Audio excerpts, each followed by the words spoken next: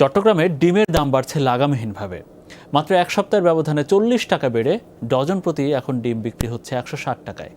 অস্বাভাবিক এই মূল্য বৃদ্ধিতে ক্ষুব্ধ ক্রেতারা নেপথ্যে জড়িত সিন্ডিকেটের কারসাজি বন্ধে কঠোর ব্যবস্থা গ্রহণের দাবি তাদের।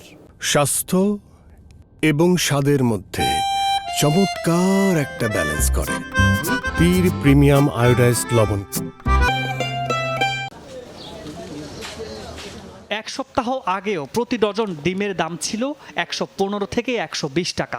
এক লাফে 30 টাকা বেড়ে বৃহস্পতিবার পর্যন্ত 150 টাকায় বিক্রি হয়। শুক্রবার সকাল থেকে বেড়েছে আরও 10 টাকা। হঠাৎ এমন অস্বাভাবিক মূল্য বৃদ্ধিতে বিপাকে সীমিত আয়ের মানুষ। 9 টাকার ডিম এখন 14 টাকা হওয়ায় কিনতে পারছেন না অনেকে। বাজারে গিয়ে ফিরছেন খালি হাতে। বিশেষ করে নিম্ন ও মধ্য আয়ের মানুষ যারা খাবারের তালিকায় অন্তত একটি ডিম রাখতেন, তাদের এখন সেই উপায়ও নেই। 8 টাকা করে হলেও খাইতে পারতাম, এখন 12 টাকা 13 টাকা 14 টাকা এরকম করতেছে। তো কিভাবে আমরা কিনবো, কিভাবে খাবো? এই যে ডিম কিনাটা, এই যে 150 টাকা যে ডিমটা আসলো 130 টাকা 20 টাকাটা, এটা মধ্যবিত্ত নিম্ন মধ্যবিত্ত পরিবারের জন্য আসলে একটা বার্ডেন। পর্যাপ্ত যোগান থাকার পরও ডিমের বাজারে অস্থিরতার জন্য খুচরা বিক্রেতারা দুষছেন আড়তদাররা দুষছেন খামারিদের।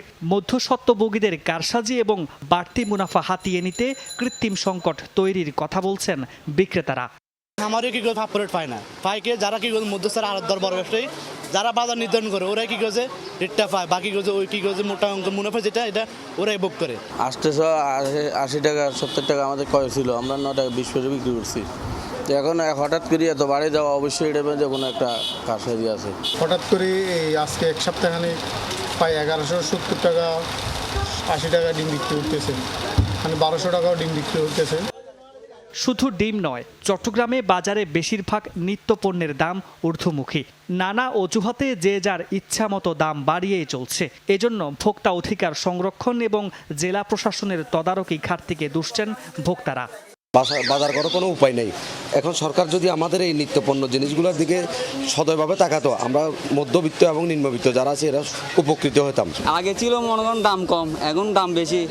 এখন তো দাম বেশি খাওয়ার কারণে একটু হিম হয়ে যায়।